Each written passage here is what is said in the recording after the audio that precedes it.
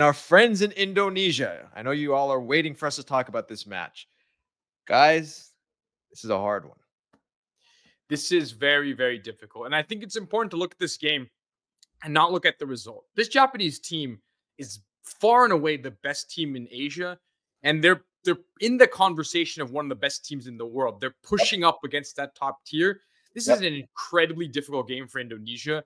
I think they have to go into it trying to get a good performance.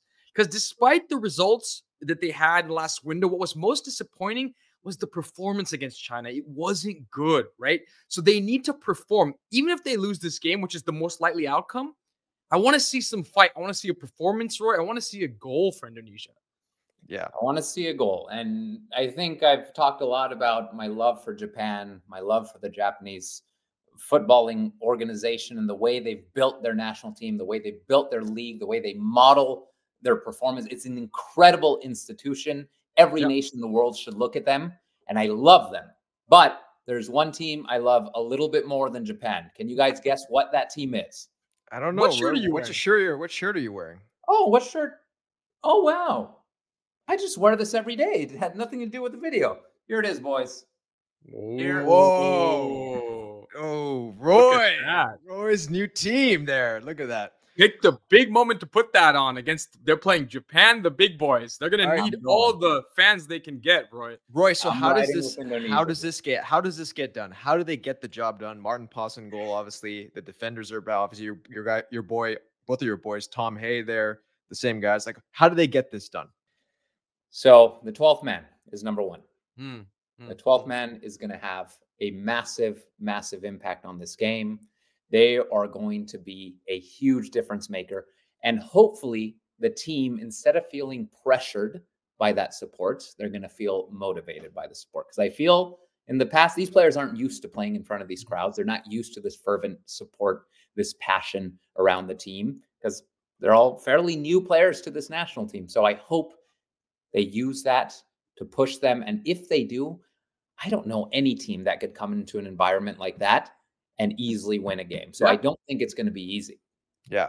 And Japan has struggled in Asian competition, right? At times and big moments. There's a chance. There's a chance here. The bigger thing for me, be compact, but don't get down, right? If you concede, right? If you concede a second goal, the spirit has to be there. The desire has to be there. The unity has to be there. And if that's the case, then you can fight back into the game. You can claw back into it, because Japan at moments in this game is going to overrun you with their pace, with their skill. You're going to feel like they're coming at you a million miles an hour. But if you can withstand some periods like that and then punch back a little bit, right? Or at Mangoen, if somebody can have a moment of brilliance, this could be done. You could find a draw. But I think it starts and ends with Idzes in the back, and he's the main man. And if he sets the tone, this team goes forward in that way.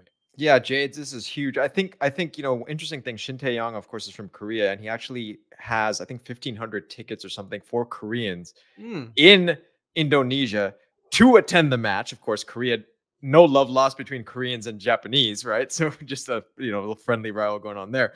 But I think, Roy, to your point, I think it's going to be a packed house. It's going to be crazy that way. Just one note on Japan for the Japanese fans out there. Obviously, the Celtic trio of Furuhashi, Hatate, and Daizamaeda are all going to be on the squad in this particular match.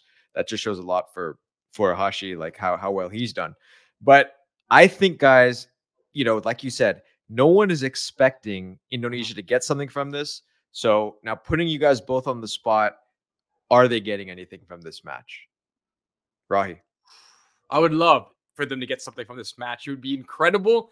It would be the biggest result in Indonesian history.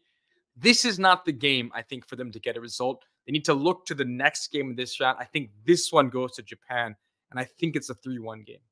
Roy. Well, all right. Maybe I'm a bit of a dreamer, a hopeless romantic, but I feel this Indonesia team doesn't perform as well when they're expected to win. They perform better when they're not expected to win, when that weight is off their shoulders, because look how they did against China. That was probably one of their worst games in the tournament thus far. Completely unexpected result, but it's right. The first game they were expected to win in this World Cup qualifying campaign.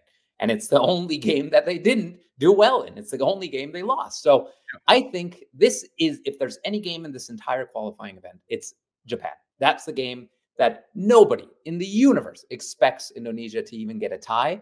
I think this is where they're going to rise up and get that shock result. And what do you think it's going to be? A tie? I mean, I would love a win, but I'm going to go with a tie. I think that would be a monumental result for Indonesia. It's going to be something where people should be parading in the streets for. So I'm going to go with the tie. I'm going to go 1-1. I will go with Roy this time. I'm going 1-1 for the Indonesian fans out there. So let's see, Indonesia, how you do. Best of luck.